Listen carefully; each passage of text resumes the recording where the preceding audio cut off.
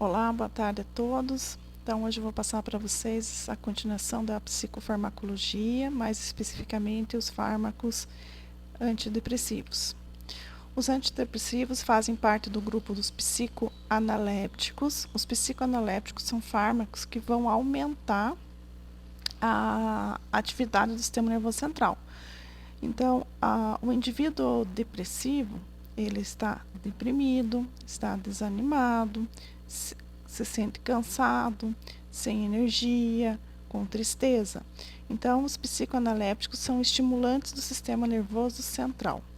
Então, especificamente os antidepressivos são drogas que aumentam o tônus psíquico, melhorando o humor e, consequentemente, melhoram a psicomotricidade de maneira geral. É uma doença que afeta o bem-estar físico, provocando cansaço, alterações no sono e mudanças de apetite. Podem comer mais, comer muito, ganhar muito peso, ou ter anorexia, perder muito peso, dormir muito, dormir pouco, né? Então, interfere no bem-estar mental, provocando alterações de ânimo, no pensamento e no comportamento, caracterizando-se bastante por episódios de desânimo, de tristeza, instabilidade emocional, irritabilidade. Nós temos uma classificação da depressão: depressão leve, depressão moderada e a depressão grave. Quando o indivíduo apresenta um quadro de depressão leve, não se indica necessariamente um tratamento farmacológico, e sim apenas algumas mudanças de estilo de vida. Então, prática de atividade física, realização de atividades que causam prazer a essa pessoa, às vezes é esporte, às vezes artes manuais, né? Então, alguma coisa que a pessoa gosta de fazer, música, né? Dança. Na depressão moderada, nós precisamos de mudanças de estilo de vida, mais um acompanhamento médico. Talvez em algumas situações já entre com algum tipo de medicação. E a depressão grave é aquela que tem urgência no atendimento, em que o paciente já evolui, além de sinais físicos mais severos, apresentando principalmente pensamentos suicidas. Nem todo depressivo tem delírio, tem alucinação, em alguns casos. A depressão é classificada em depressão unipolar e depressão bipolar, e temos o transtorno afetivo bipolar ou psicose maníaco-depressiva, que são atualmente chamados de transtornos afetivos. Então, são vários fatores que contribuem para a causa da depressão. Dentre esses fatores, destaca-se as hipóteses que a gente chama bioquímica cerebral. Então, quando vamos estudar as doenças do sistema nervoso central, são várias hipóteses que são confirmadas com experimentos e utilização de substâncias químicas. Então, nós temos hipóteses com relação às alterações de neurotransmissores. Essa figurinha aqui ela é bem interessante, né? Essa tirinha aqui. Então, temos aqui, né, o menininho aqui, né? Ó, essa é a minha postura de deprimido. Então, o corpo falando, ombros caídos, olhar para baixo, cara de tristeza. Ó, quando você está deprimido, o jeito que você fica faz muita diferença. A pior coisa que você pode fazer é ficar ereto e levantar a cabeça, porque aí você começa a melhorar.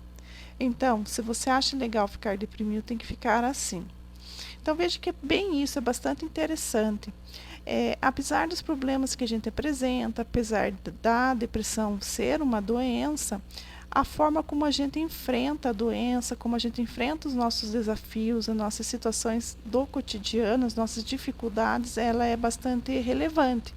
Se a gente enfrenta com pessimismo e às vezes acaba se acostumando com essa postura mais triste, mais depressiva, de alguma maneira a gente tem algum ganho em permanecer depressivo, é realmente o que o menininho fala, né? Se você mudar uma postura corporal, uma postura de pensamento, uma postura de mais ânimo, de mais coragem, pode ser que realmente todos os sintomas desapareçam. né?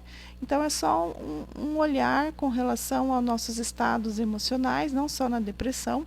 Não quer dizer que apenas eu mudando a minha posição corporal eu vou sair de uma crise de depressão. Não, não é isso que quero dizer. A depressão ela é bem mais complexa, ela é bem, vamos dizer assim, algumas pessoas causa bastante desconforto, bastante sintomas, né? Mas, de alguma forma, o posicionamento que a gente tem de enfrentar a doença, qualquer tipo de doença, psiquiatra ou não, ela influencia muito no tratamento, no tempo de utilização de medicamentos, às vezes no tempo de internamento. Então, a teoria bioquímica da depressão, ela veio em 1965, com esse autor ali, que ele percebeu que no cérebro dos indivíduos com depressão, nós tínhamos alteração na quantidade de noradrenalina no sistema nervoso central. Então, o que ele falou? Que noradrenalina reduzida em algumas áreas cerebrais era a causa de estados depressivos. Em 1972, o Köppen, ele também observou não só a noradrenalina, como também a redução da serotonina, 5-HT. E anormalidades nos receptores, tanto da noradrenalina quanto da serotonina, eles também se apresentavam no cérebro de depressivos. Então, são receptores hipersensíveis em diminuição em decorrência da diminuição dessas substâncias. Então, o nosso organismo sempre ele tenta se adaptar. Então, o que ele percebeu? Que no cérebro de depressivo, em algumas áreas, havia redução de noradrenalina e serotonina. Para compensar essa redução, os receptores ficavam mais sensíveis. Então, qualquer quantidade de noradrenalina e serotonina já eram superestimulados. Então, para representar isso, nós temos aqui um neurônio noradrenérgico, que o neurotransmissor que ele libera é a noradrenalina. E aqui um neurônio serotonérgico que libera na fenda sináptica serotonina. Aqui como se fossem os botões terminais, aqui a fenda sináptica e neurônio da membrana pós-sináptica. Então, num cérebro normal, quando o neurotransmissor cai na fenda sináptica, o local dele, no caso da noradrenalina, é na membrana pós-sináptica. Alguns neurônios da noradrenalina têm receptores na membrana pré-sináptica também. E aqui o da serotonina também libera serotonina, vai atuar na membrana pós-sináptica. O que acontece com o neurotransmissor depois que ele cai na fenda sináptica? Ele se liga nos seus receptores na membrana pós-sináptica, porém não fica eternamente ligados, não fica para sempre.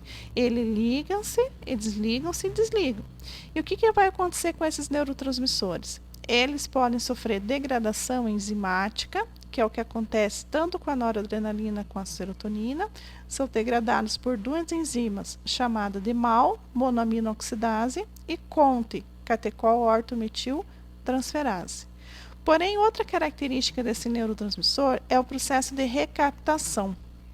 A noradrenalina e a serotonina, que são lançados na fenda sináptica e que porventura não tenham sido destruídas pelas enzimas e ficarem aqui próximas à membrana pré-sináptica, elas apresentam um sistema de recaptação, um sistema de retransporte para o interior do botão sináptico e depois para dentro das vesículas sinápticas.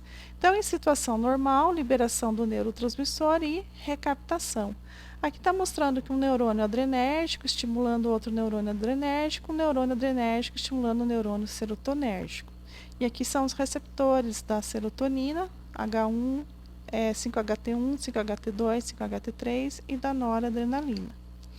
Olha a diferença com relação ao cérebro depressivo, né? O que acontece?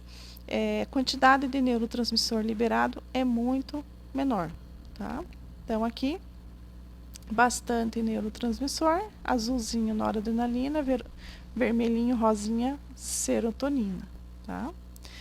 Aqui o que está mostrando? Que a noradrenalina se liga em receptores serotonérgicos, né? Causando estimulação de mais serotonina. O receptor aqui é do tipo alfa-1, tá? Então a noradrenalina se liga num alfa-1 aqui e estimula a liberação de serotonina. Aqui na membrana pré-sináptica tem receptores alfa-2 e a quantidade aqui de neurotransmissor bastante diminuído. Aqui também tem autorreceptor alfa-2. O que é autorreceptor alfa-2? É quando a noradrenalina estimula, se liga em receptores da membrana pré-sináptica. Por que eu estou falando isso? Porque tem alguns antidepressivos que vão atuar no alfa-1, no alfa-2. Então, a ação das drogas antidepressivas estão no sentido de, alguma forma, aumentar a quantidade de noradrenalina e serotonina no sistema nervoso central, principalmente aonde? No sistema límbico, que é o que controla as nossas emoções, tá? Então, qual é a principal forma de aumentar a quantidade desses neurotransmissores na fenda sináptica? Uma forma bastante efetiva e rápida é impedindo a recaptação da serotonina e da noradrenalina. Quando impede a recaptação, mais neurotransmissores permanecem por mais tempo na fenda sináptica, promovendo mais estimulação. Então, esse é o principal mecanismo de ação, de maneira geral, dos antidepressivos. Então, o aumento de neurotransmissores na fenda se dá através do bloqueio da recaptação da noradrenalina e da serotonina no neurônio pré-sináptico. Existem outras formas de aumentar os neurotransmissores. Outra forma é através da inibição da enzima que degrada essas duas substâncias, principalmente a MAO, monoaminoxidase, que é a enzima responsável pela inativação dos neurotransmissores serotonina e noradrenalina. Então, se bloquear essa enzima aqui na fenda sináptica, menor quantidade de neurotransmissores são degradados e mais neurotransmissor permanece na fenda sináptica, fazendo mais efeitos. Então, nós temos basicamente, tá, 4 classes de antidepressivos. Tem os antidepressivos agora mais modernos. Vou apresentar os principais aqui para vocês. Temos antidepressivos tricíclicos, abreviatura ADT. Temos inibidores da enzima monoaminoxidase, que são conhecidos como IMAL. Temos os inibidores da recaptação da noradrenalina e da serotonina. E temos os inibidores da recaptação especificamente da serotonina e os antidepressivos atípicos, que eles não se encaixam especificamente nos outros grupos. As principais diferenças entre um grupo e outro, na verdade, é o efeito colateral. Tem alguns que têm mais efeitos colaterais, outros apresentam menor efeito colateral. Então, tem uma tabelinha aqui com relação aos antidepressivos. Então, primeiro ponto. A função do antidepressivo é aumentar a noradrenalina e serotonina na fenda, certo? Certo. Porém, eles não são específicos. Eles acabam atuando em outros receptores. Por exemplo, receptores da acetilcolina, receptores da noradrenalina alfa-1, receptores da histamina H1 e receptores da serotonina. Então, vamos pegar, por exemplo, aqui um antidepressivo muito famoso, chamado de amitriptilina. A amitriptilina, ela tem como característica se ligar no receptor da acetilcolina, como está mostrando aqui, e receptor alfa-1, e da histamina, e da serotonina. Então, fármacos que se ligam nos receptores colinérgicos, eles vão estar fazendo o quê? Interferindo, então, na resposta da acetilcolina. Normalmente, eles bloqueiam o receptor da acetilcolina, apresentando propriedades anticolinérgicas. E isso será entendido como efeito colateral. Então, vou usar a amitriptilina, eu vou ter aqui, ó, efeitos anticolinérgicos. Boca seca, visão turva, tudo pelo bloqueio da acetilcolina. Aumento da pressão intraocular, retenção urinária, taquicardia, constipação, ganho de peso, confusão e disfunção sexual, tá? Então, predomínio do sistema nervoso simpático. Então, veja, isso aqui são efeitos ruins. Ele não vai muito no H1. Aqui, a trimipramina vai bastante. Então, a trimipramina, 3 cruzinhas no H1, ele tem propriedade estaminérgica, vai causar sonolência, sedação, fadiga, tontura, náusea, ganha de peso, hipotensão e potencializa a depressão de outros fármacos depressores. A amitriptilina vai bastante no alfa-1 adrenérgico. Indo no alfa-1, hipotensão postural, taquicardia, entope nariz, tontura, disfunção erétil ejaculatória, disfunção sexual, vertigem, tremores. 5-HT2, vamos pegar um que vai bastante 5-HT2, amoxapina, 3 cruzinhas ali, ó. Fadiga, tontura, alteração de sono, irritabilidade, ganho de peso, hipotensão, disfunção sexual. Então, observem que nós temos os efeitos benéficos e os efeitos maléficos, e que os efeitos colaterais são bastante significativos. Temos que avaliar risco e benefício. Por isso que é difícil acertar o medicamento antihipertensivo. Nós temos 2 problemas aqui. Primeiro, grande quantidade de efeitos colaterais, efeitos indesejáveis, efeitos colaterais que são bem significativos, como, por exemplo, ganho de peso. Então, ganho de peso é ruim para a saúde, para diabetes, para hipertensão, dislipidemia e ainda para autoestima, né? A pessoa já está depressiva, começa a tomar antidepressivo e começa a ganhar peso. Isso não é legal. Outra característica, disfunção sexual, dificuldade de ejaculação no homem, dificuldade de ereção, perda da libido. Também, a vida sexual é uma grande fonte de prazer para todos, né? Então, se a pessoa já está depressiva e ainda toma uma medicação que tira dela o desejo sexual, a sua vida sexual, também é bastante complicado. E outros sintomas, como boca seca, dificuldade visual, taquicardia, tremores, né? Então, eles apresentam esses efeitos colaterais em maior ou menor proporção. E também depende da resposta individual de cada um, tá? Não quer dizer que a pessoa que vai usar uma triptilina vai ter todos esses sintomas. Outro problema com os antidepressivos é que o início de ação começa a aparecer na 3ª e 4ª semana do início do tratamento. E os efeitos colaterais já apresentam no primeiro dia. Então pensa, a pessoa já está depressiva, já tem dificuldade de procurar atendimento, já é meio refratário a usar medicamento, começa a usar a medicação, não sente melhora nenhuma, ainda começa a ter boca seca, sonolência, cansaço, tontura. O que ela tende a fazer? Ela tende a deixar a medicação. Então, uma coisa que é muito importante no tratamento da depressão é fazer a orientação na hora da dispensação, ou o paciente que está começando um tratamento antidepressivo explicar bem certinho, dar chance ao medicamento começar a fazer efeito, no mínimo 1 mês. É a partir de 1 mês que vai começar a ter melhora no estado de humor, tá? Então, começar aqui com os antidepressivos tricíclicos. É a classe mais antiga de antidepressivos, é a classe da nortriptilina, amoxapina, maprotilina, que são mais novas. As antigas são nortriptilina, essas que estão mais em negrito, amitriptilina, clomipramina e imipramina. Então, aqui, ó, amitriptilina, nortriptilina, protriptilina, são fármacos desse grupo, tá? Dos antidepressivos tricíclicos. O que eles fazem? Eles fazem aumento da quantidade de noradrenalina e serotonina na fenda sináptica, inibindo a sua recaptação. Então, eles impedem a recaptação tanto da noradrenalina quanto da serotonina, principalmente no sistema límbico, né? Então, como eu comentei ali, ó, quase todos os agentes antidepressivos influenciam a atividade dos neurotransmissores, demoram várias semanas para começar a fazer efeito. Porém, os efeitos colaterais aparecem de forma rápida, né? Então, esse aqui não foge à regra.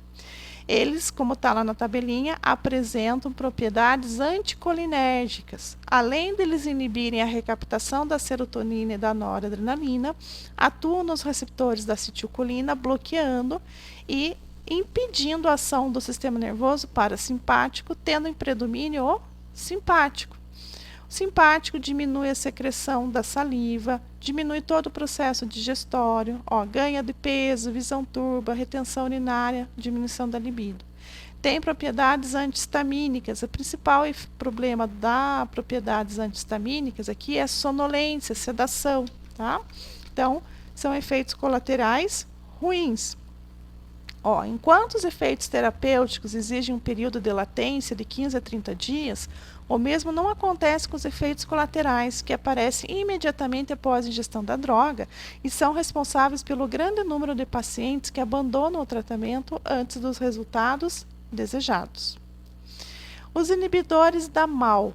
Os inibidores da MAO, eles promovem aumento da disponibilidade da serotonina e da noradrenalina no sistema límbico através da inibição dessa enzima que é responsável pela degradação desses neurotransmissores. Então, a MAO é uma enzima envolvida no metabolismo da serotonina e dos neurotransmissores catecolaminérgicos. As catecolaminas é a adrenalina, noradrenalina, serotonina, tá? Dopamina. Nós temos aqui a tranilcipromina, moclobemida e a selegilina. Então, vamos procurar aqui a tranilcipromina. Vamos ver se tem alguma aqui. Tranilcipromina, não tem. Mas os inibidores da MAO, eles apresentam também bastante propriedades anticolinérgicas, tá? Então, os inibidores da MAO inibem a enzima no cérebro, aumentando assim reservas de nora, dopamina e serotonina, sendo que essa inibição correlaciona com a atividade antidepressiva, pois aumenta o tempo de permanência desses neurotransmissores na fenda sináptica, atuando no sistema nervoso central. Então, eles atuam no receptor alfa-1, causando vasodilatação, bloqueio simpático, causa hipotensão, e hipotensão postural, que é aquela queda de pressão quando a gente faz movimentos de levantar, tá deitado na cama e levanta. Tem os mesmos efeitos anticolinérgicos depressivos, antidepressivos tricíclicos, promove bastante ganho de peso, pode causar, dependendo da dose, muita estimulação do sistema nervoso central, pode causar inquietação e insônia por bloqueio da H1, e pode causar convulsões na superdosagem. Terceiro grupo, mais recente, os outros dois são mais antigos, são os inibidores seletivos da recaptação da serotonina. Esses aqui foram o grande, vamos dizer assim, destaque do tratamento antidepressivo nos últimos anos. Por quê? Os inibidores da MAO e os antidepressivos tricíclicos, eles promovem de forma não seletiva o aumento da noradrenalina e serotonina no sistema nervoso central. Sabendo que a noradrenalina é um neurotransmissor que trabalha em muitas funções, tanto periférica quanto central, o aumento da noradrenalina em áreas que não eram desejadas causa muitos efeitos colaterais. Então, esses medicamentos, eles saíram no mercado com a vantagem de bloquear somente a recaptação da serotonina, causando muito menos efeitos colaterais, principalmente no quesito de ganhar peso, e pelo contrário, faz perder peso. Então, quando os antidepressivos aumentam os níveis de noradrenalina, pode ocorrer superestimulação do sistema nervoso central, taquicardia, disfunção sexual e hipertensão. Então, vem aí a preferência de alguns autores pelos antidepressivos que aumentam predominantemente o nível da serotonina e não da noradrenalina. Então, nós temos os inibidores seletivos da recaptação da serotonina e não mexe com noradrenalina, melhorando o estado do humor, pessoa ficando com bem-estar, sem necessariamente mexer com a noradrenalina. Aqui nós temos o citalopram, a fluoxetina, paroxetina, sertralina e seus irmãos, né? Que cada período aí está chegando uma nova droga desse grupo no mercado, e o que diferencia entre eles é a farmacocinética. Tomem cuidado com o citalopram para não confundirem ele com benzodiazepínico, né? Os benzodiazepínicos terminam lá, midazolam, clonazepam. Aqui nós temos o citalopram. Citalopram é um inibidor seletivo da recaptação da serotonina. Promove menor toxicidade que os inibidores IMAL e os antidepressivos tricíclicos. Interfere muito pouco com outros sistemas, tornando-se os antidepressivos mais prescritos atualmente. Os efeitos colaterais mais comuns: náusea, perda de apetite, insônia, disfunção sexual. E eles também causam bastante cefaleia, causam vasodilatação. Temos que cuidar para não promover excesso de serotonina na fenda sináptica, que a gente chama de reação da serotonina. Então, às vezes, as pessoas fazem associação de medicamentos que, de alguma forma, aumentam a quantidade de serotonina na fenda e daí isso dá toxicidade. Então, esse conjunto de sintomas que ocorrem com aumento excessivo da serotonina devido ao uso de medicamentos é chamado de reação da serotonina. Então, o paciente apresenta hipertermia, rigidez muscular e colapso cardiovascular. Por isso que não dá para associar dois antidepressivos que aumentam a quantidade de serotonina na fenda. E o quarto grupo aqui, a gente coloca os antidepressivos também mais modernos e que não fazem parte dos outros três, com vários tipos de mecanismo de ação. Por isso que eles são chamados de antidepressivos atípicos. Trata-se de um grupo heterogêneo, que não apresenta nenhum mecanismo de ação em comum. Alguns são bloqueadores fracos da captação da serotonina e da noradrenalina. Outros apresentam também propriedades de inibição da MAO. Então, vamos descrever aqui. Então, até que apareça um termo melhor, são atípicos antidepressivos que não se caracterizam como os antidepressivos tricíclicos, como os inibidores seletivos da recaptação da serotonina e nem como os IMAL. Os efeitos colaterais indesejáveis e a toxicidade aguda são variáveis, porém são mais fracos que dos antidepressivos tricíclicos. Então, temos aqui, por exemplo, a venlafaxina. A venlafaxina também impede a recaptação das monoamina. Então, por exemplo, aqui, maprotilina é um inibidor seletivo da captação da nora, né? Não da serotonina. Efeitos indesejáveis semelhantes ao da atropina, quer dizer, efeitos anticolinérgicos, pode causar sedação, convulsões, erupções alérgicas, toxicidade aguda semelhante a antidepressivos tricíclicos. Trazodona, bloqueador fraco da recaptação da serotonina, bloqueia os receptores 5-HT2 e alfa-2, e efeitos indesejáveis, sedação, confusão, hipotensão, disritmia cardíaca. Mianserina, bloqueio dos receptores alfa-2. Bloquear alfa-2, gente, os alfa-2 eles sempre estão na membrana pré-sináptica de neurônios adrenérgicos. Quando alguém bloqueia alfa-2, aumenta a síntese e liberação de noradrenalina na fenda sináptica. E também quando atua naquela conexão de neurônios noradrenérgicos e serotonérgicos, também pode aumentar a liberação da serotonina. Nenhum efeito sobre a recaptação deles. Efeitos indesejáveis, sedação, convulsão, reações alérgicas e ausência de efeitos anticolinérgicos e cardiovasculares. A bupropiona, aumento da liberação de noradrenalina, podem causar vertigem, ansiedade e convulsões. Ela é bastante segura em superdosagens. Também causa perda de peso, né? E é utilizada no tratamento do tabagismo para diminuir a vontade de fumar.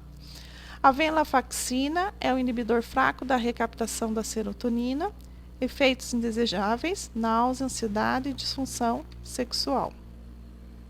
E aqui alguns nomes comerciais: amineptina, nome comercial Survector, fluvoxamina, Luvox, mirtazapina, Remeron, reboxetina, Prolift, tioneptina, Stablon, venlafaxina, Effexor, trazodonona, Donarem, mianserina, Tolvon, milaciprana e Xel. Ninguém precisa decorar isso aqui, só para às vezes a pessoa faz uso da medicação, tem alguém na família que faz uso para se conectar então com a medicação, tá? E nós temos a depressão bipolar, o transtorno afetivo bipolar ou psicose maníaco-depressiva. a gente chama de antimaníacos ou estabilizante do humor. Então, na depressão bipolar, nós temos alternâncias de estados depressivos com estados maníacos, que é a principal característica dessa patologia. Mania em psiquiatria significa principalmente um estado exaltado, tá? Então, excitação. Acho que já comentei com vocês, a depressão bipolar é a mais complexa de ser diagnosticada e tratada, né? Às vezes a pessoa fica anos no estado depressivo ou fica anos no estado eufórico e é erroneamente, né, diagnosticado como depressão ou ansiedade. Quando ele tem uma alternância de um estado para o outro, uma alternância bem observável, aquela pessoa era quieta, era calma, não saía de casa, quietinha, tranquila, né? Mais triste. De repente, ela muda seu estilo de vestir, muda as pessoas com quem ela anda, começa a sair de casa, sei lá, beber, festa, agitação. Então, muda completamente a sua personalidade, que a gente entende.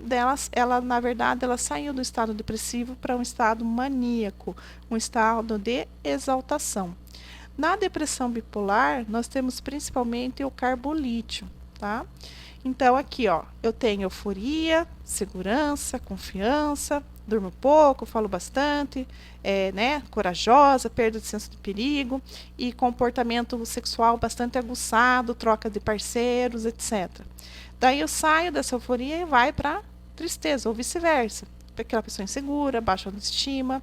A anedonia é a falta de prazer nas coisas que normalmente nos dá prazer.